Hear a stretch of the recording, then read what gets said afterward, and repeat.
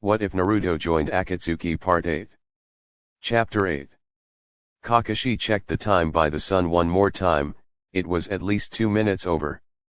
Everyone should have been gathered here by now, but for some reason Guy was late. Rock Lee was also late, and Tenten and Niji were thoroughly embarrassed with their teammates' actions. Temari and Kankuro were completely healed and anxious to start moving. Kakashi agreed. 2 days of waiting wasn't good enough, they should have left immediately. Kiba was hobbling along to say goodbye to them. Akamaru still couldn't walk, so he had been left behind in the care of Kiba's mother and sister. Hinata was with him as well, looking sullen and utterly miserable. Shino was being supported by Hinata. His injuries had been brutal and fueled by immense hatred. At the sight of the young ninja, Kakashi's heart hardened. This monster who portrayed himself as Naruto would pay. "So you're leaving at?" Kiba asked, grinning. Everything was strained, his voice and smile, but he was being brave, and for that Kakashi was proud. He knew Kurane was as well. "As soon as Guy and Lee get here," Sakura answered, smiling tightly. Of all people, it had to be Guy and Lee who were late, those that always preached doing your best and being on time. Even for Kakashi this was something that was bordering on unacceptable. "Good luck," Hinata whispered, also giving the team a tight-lipped smile. Everyone felt the tension in the air. It was as suffocating as a thick, heavy blanket. Silence prevailed instantaneously, everyone shuffling their feet or checking their multiple weapons again. Kankuro was testing his limbs as Sakura had suggested, making sure that they were still in working order. Sakura had demanded that if there was any pain, he tell someone immediately and go home with an escort. He was not to slow down the team, and he knew that. So he was wanting to make sure that he was still able to be of assistance. After several tense minutes, in which Kakashi didn't even touch the book attached to his hip, Guy and Lee appeared. Lee had his fists clenched and held up to his chest, eyes agleam with excitement. Guy was laughing about something with his hands on his hips, appearing taller than he actually was. "Ah, Kakashi! You're here early!" Guy cheered, waving his hand in a hello. Lee didn't say anything, he was literally brimming with excitement. He looked like a kid in a candy store. "This isn't a matter to take lightly, Guy. We're going after Akatsuki, one of whom is portraying himself as Naruto." "Why are you so late?" Kakashi demanded coldly, staring down Guy. Guy didn't take anything to heart, just widened his grin and stopped in front of his rival. "Training. Isn't that right, Lee?"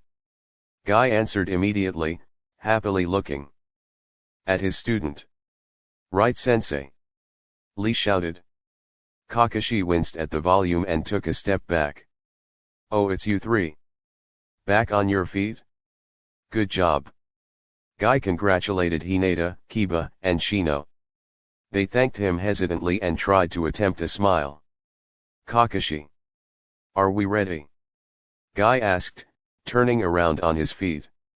"I'm ready, sensei," Lee immediately shouted in response, thrusting his hand into the air and waving it around. Guy laughed and patted Lee on the head affectionately. "Yes, we're ready," Kakashi muttered, hefting his equipment onto his back again and turning to the 3 injured ninja. "Take care of yourselves," he told them, a hint of his former warmth returning to his voice. They all noticed it and smiled happily at him. No matter what, they had to come together as a village. Especially now. "You too. You're facing the Akatsuki, so make sure not to do anything too reckless," Kiba joked happily. Kakashi's face lifted into a half smile and he ruffled up the young boy's hair. "We won't.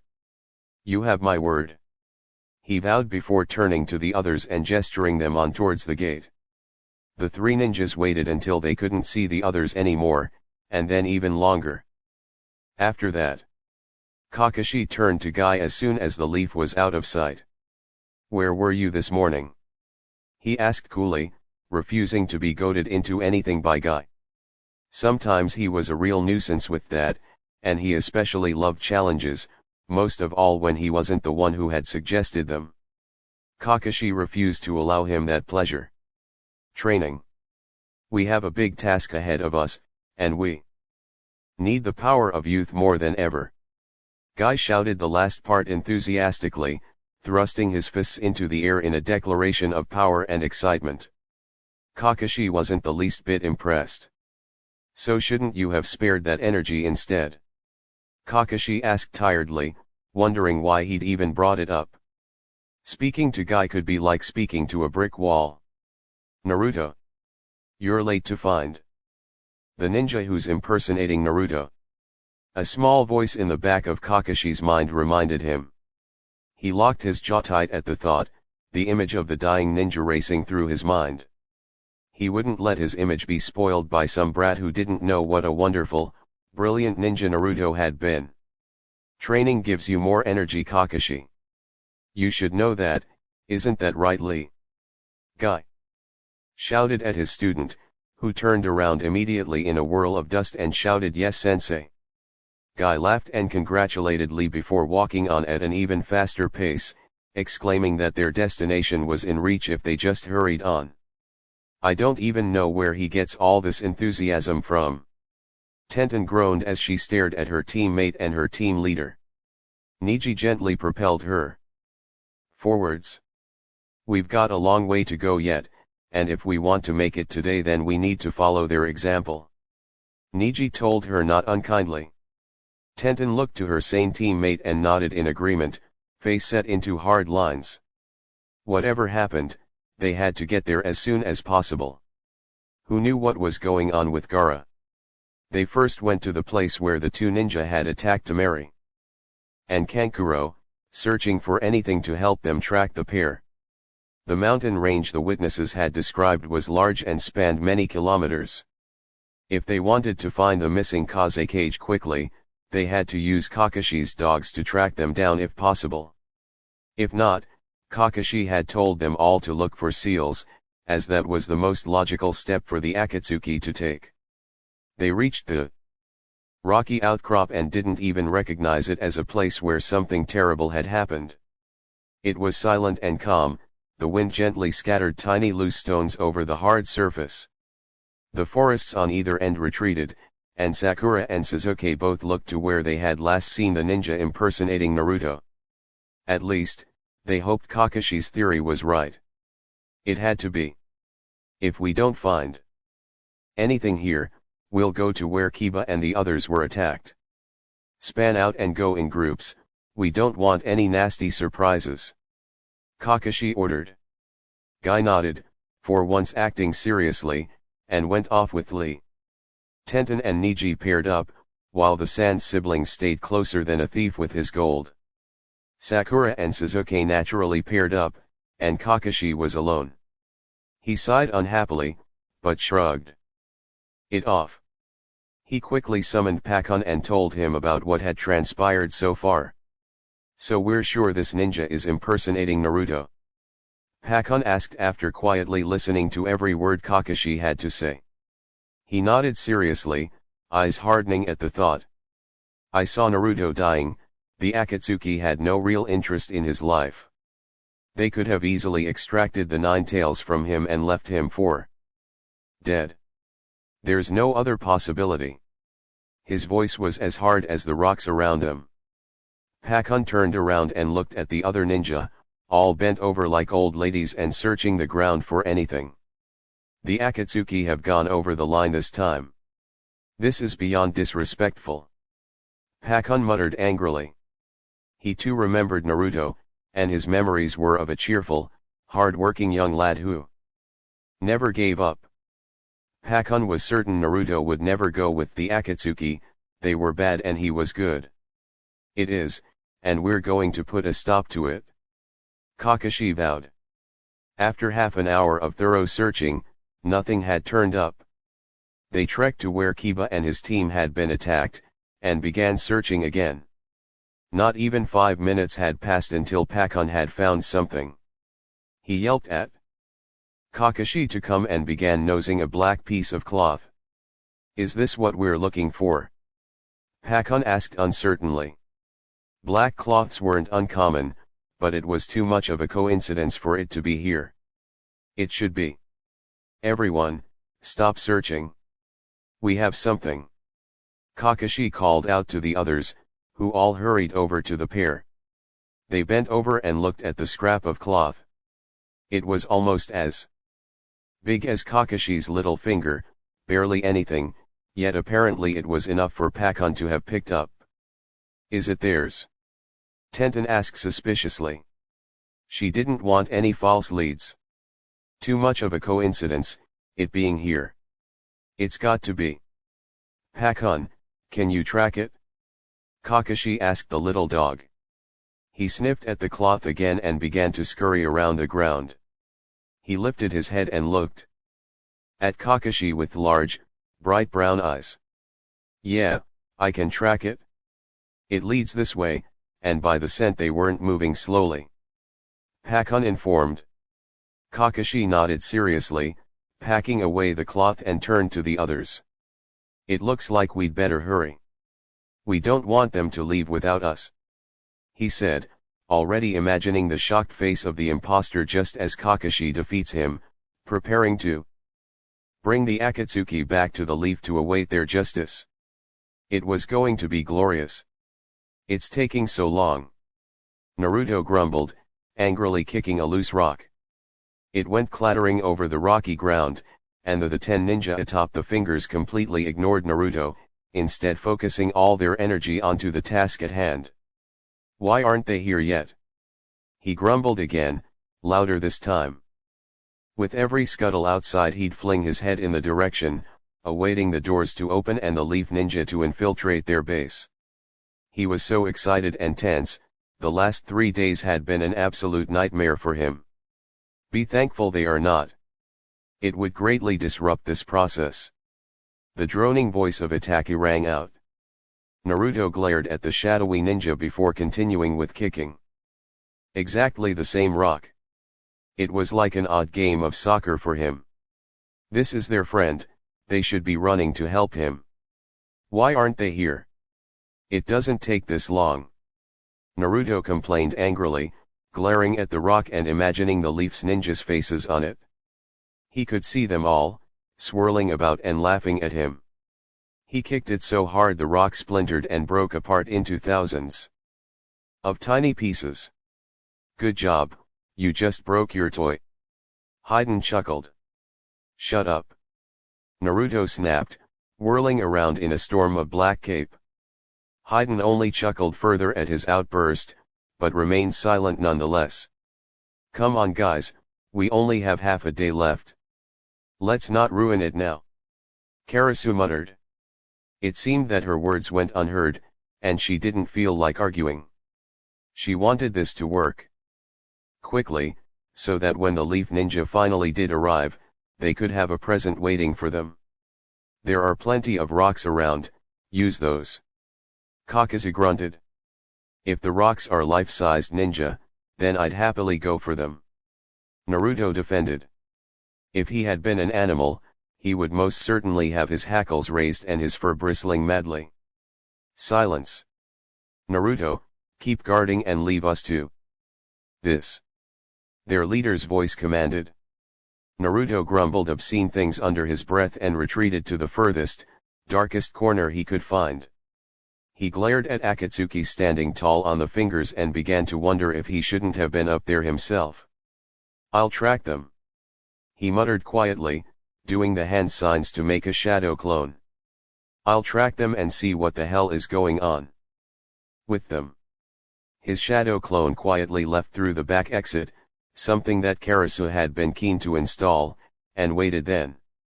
As soon as his clone saw the others, he'd vanish and then Naruto would know everything he needed.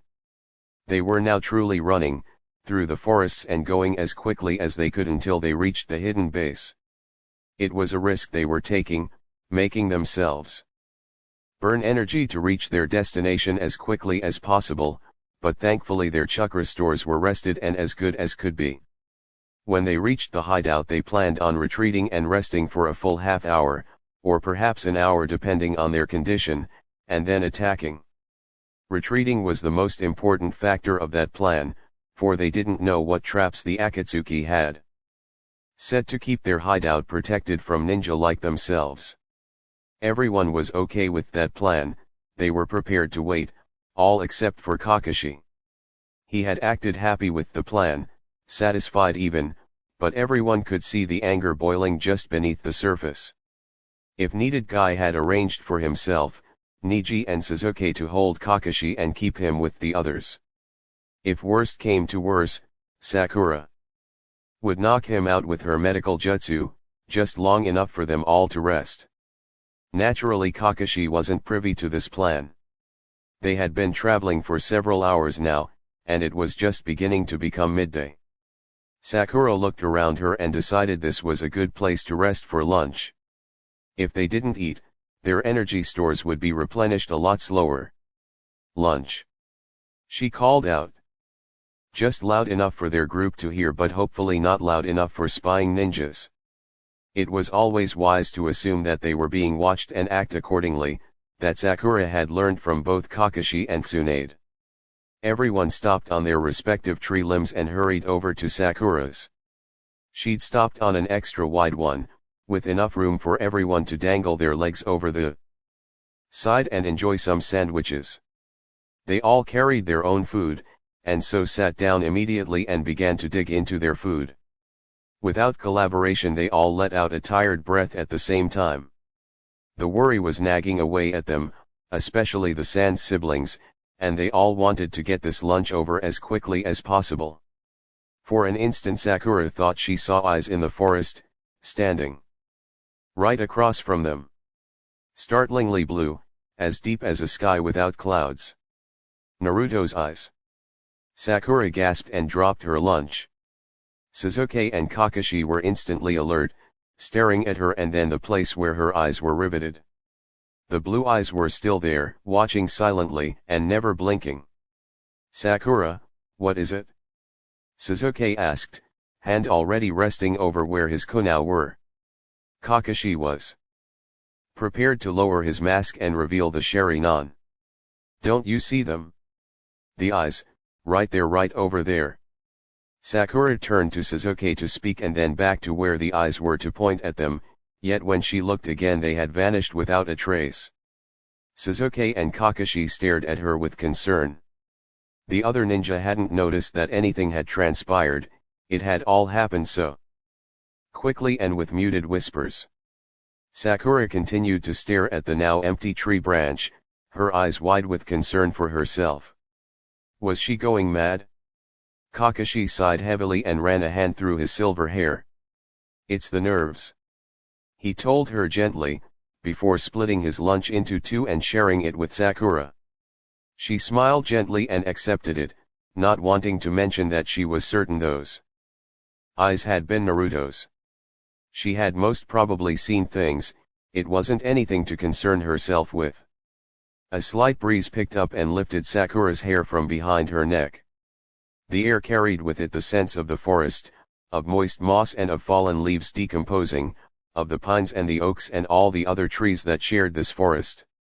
It smelled of fresh water and there was a hint of the animals that had found a home here. Sakura lifted her face into the wind and closed her eyes, inhaling deeply and soundlessly.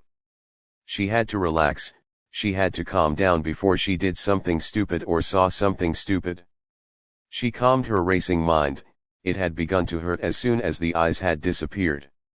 She pulled her head into her hands and rested it there, closing her eyes and imagining not what had to be done, but instead what life had been like before Orochimaru had promised Sasuke all those things, before everything had begun to fall apart at the seams. It had been a wonderful time then, and more than anything Sakura wished she could go back and perhaps change things.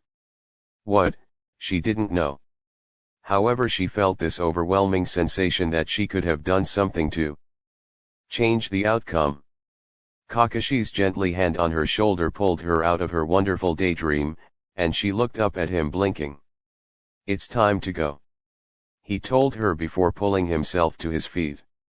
Sakura did the same and looked at the others. Everyone was preparing to leave, and all had this grim determination on their faces. Now they wouldn't stop until they found the base, and even then, only for a short time. They were quickly closing in on the enemy, and soon they'd have to battle. "All right, let's go," Sakura shouted, and everyone else nodded sternly before throwing themselves onto the next tree branch, and then the next and then the next. Naruto opened his eyes and smiled grimly. He saw that they only had 3 hours at the most left, and the team from the Leaf, as well as the Sand siblings, a welcome addition, were 3 hours away at their current speed, perhaps 2.5 if they really pushed it. Knowing them, they'd wait to gain their strength back. They'd have dealt with Gaara before they arrived, and long before they'd figure out how to deal with the seals placed all over their base. They wouldn't need clones to appear and distract them, which was even better. Naruto wanted them at full strength so he could test himself against them. "Any news?" Karasu asked from her position on the finger. He saw her looking down at him, eyes now a crystal clear blue. "They'll be here in 2.5 hours at best, and even then they'll be resting to regain chakra. They're not idiots," Naruto informed her, grinning gleefully. Karasu nodded, mouth setting itself into a tight line. "Are you prepared?" she asked him. Everyone was watching him now, even Pain. "Of course." Naruto flashed a barbaric smile towards his new teammates, towards his new family. They all seemed to believe and they turned back to their work. Only 3 hours remaining. It was so close, and yet so far away. It was almost worse now that Naruto knew the time. He stood up and walked to the back exit, contemplating whether to leave or not. Turning back slightly, he noticed that everyone was watching him again, yet none of them told him to stop or to return to doing nothing. Naruto glared at the exit. It was so tempting. If it wasn't there, the Leaf's attack would have been an exciting surprise, and he wouldn't have been tempted just then to leave and make a welcoming committee of his own. He walked casually back to the dark corner and sat back down, resting his back against the rough rock wall of the cave. He closed his eyes and focused on keeping his mind empty, completely empty, and without any thoughts. It didn't really work when he heard Kakazu and Haiden begin cursing and belittling each other again. He opened his eyes and saw their transparent forms glaring daggers at each other, mouths forming words that he was trying his best to block out. Then he noticed that Deidara and Sasori had found their arguing inspiring, and so had decided to argue about art. Pain was ignoring them completely. He was satisfied with the way that this was panning out. All their chakra was still focused on extracting Shikaku from the Kaze cage, and it was continuing as it should. Konan was looking from her leader back to the arguing pairs, and Karasu looked about ready to give up on everyone and go solo. It was then that Naruto realized this was his family. Beforehand, arguing like this had been highly irritating, and he had hated every single one of the akatsuki. But now their arguing was soothing and he enjoyed the times when they all came together. The arguing was an indication of peace, and deep in Naruto's heart he felt a small thrill of warmth. What he really wanted, he realized, was peace with this family. Oddly enough, that was achieved through their continuous killing and collecting loot, and even if the Nine Tails was extracted from him he didn't care because he knew they had a way to revive him without him losing any of his strength. All he wanted was peace, and he knew that that couldn't be achieved with the leaf and the sand. It couldn't be achieved with how the world was in that moment. If it could be, Naruto would be all ears. However, he knew that was just a dream. Naruto relaxed once more into the wall and closed his eyes, a tiny smile gracing his lips. It was one that hadn't been seen for 3 years, one of peace and content. He fell asleep listening to the babble of arguing voices, thinking that life really couldn't be any better. Karasu turned and looked at Naruto, and what she saw nearly made her fall off the finger. He was smiling, like she'd seen in the pictures she'd discovered a while ago. She'd been on another of her infiltration missions, and had found these wonderful pictures in Kakashi's, Naruto's former team leader, room. She hadn't ever seen Naruto look as content and happy as those photographs, but there he was with a little smile lighting up his features, looking happier than Karasu could remember. Her heart softened a little as well as she understood what had caused this quiet change. She looked to Kakazu and Hiden, Deidara and Sasori and thanked them quietly in her head. If Naruto could find something enjoyable in this little band of theirs, then she was certain the others would find something as well, and her gut told her it would be sometime soon. Found it? Pakun shouted hours later. They had rested, Kakashi hadn't needed to be detained thankfully, and everyone was feeling nervous and anxious as well as incredibly annoyed. The Akatsuki had attacked them, stolen one of their friends or sibling, and they deserved what was now coming to them. Let's go, Lee! Guy shouted, completely forgetting that they were planning to be quiet. Kakashi looked tiredly to Tenten and Niji for an explanation as Guy and Lee ran off, leaving only a cloud of dust behind. Tenten shrugged apologetically with a little smile, while Niji looked away in embarrassment. Kakashi sighed and trudged after the enthusiastic ninjas, hopping onto a larger rock to look at the fortress ahead of them. A large egg-shaped rock, perhaps 15 Kakashis tall, stood in front of what was presumably a cave. A seal was over the rock, and there were definitely going to be others hidden about the terrain as well. Guy was walking up the rock to the seal while Lee was searching around with a hand, shielding his eyes for another seal. The others caught up to Lee and Guy in a few more moments, looking up at Guy and sideways at Lee, who was beginning to look like Pakun. Guy, don't touch it! Kakashi called up tiredly. Guy waved back and looked at the seal in detail. Sensei, I cannot find the other seals. Is this the only one? Lee asked, shouting up to his mentor. Guy looked down at his student and laughed carelessly. It was a loud, booming laugh, and the others all winced at it. Those on the other side of the door were sure to now know that they were here. Of course you can't, Lee. They've been carefully hidden. Kakashi. We need one person on every seal, and we need to rip them off at exactly the same time, otherwise the trap will be activated on all of the seals. Guy called down. Do you know how many there are? Sakura asked the obvious question. Guy turned back to the seal, not even daring to touch the smooth paper. There ought to be 4. He called back down, with less vigor than before.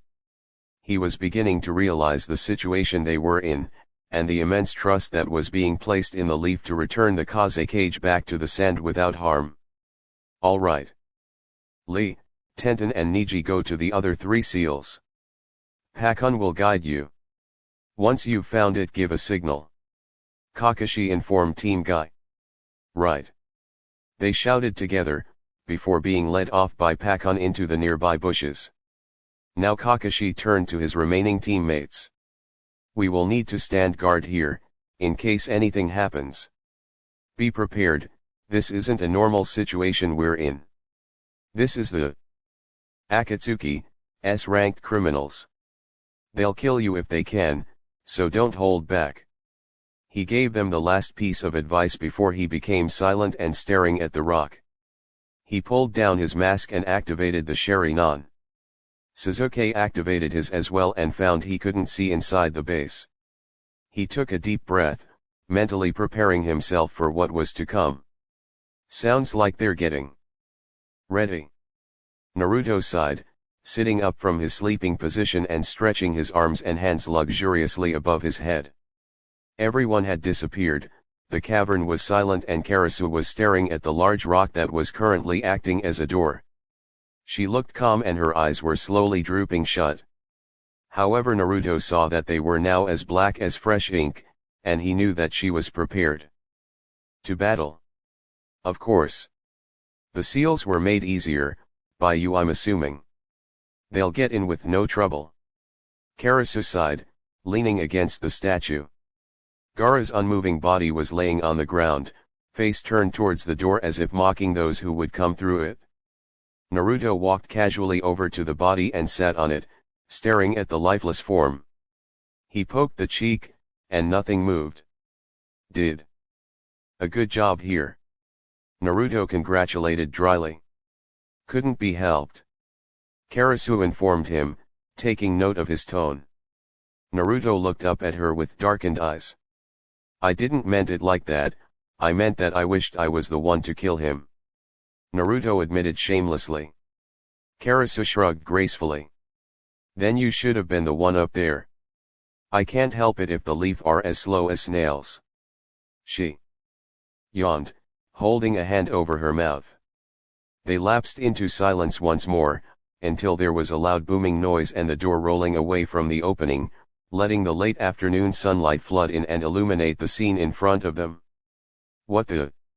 Were the first words heard by the two akatsuki, and as if acting on a signal Naruto lifted his head to peer at those who had come in. He grinned wickedly. Welcome. He called mockingly, his eyes holding all the menace and hatred he felt for the leaf. Been a while.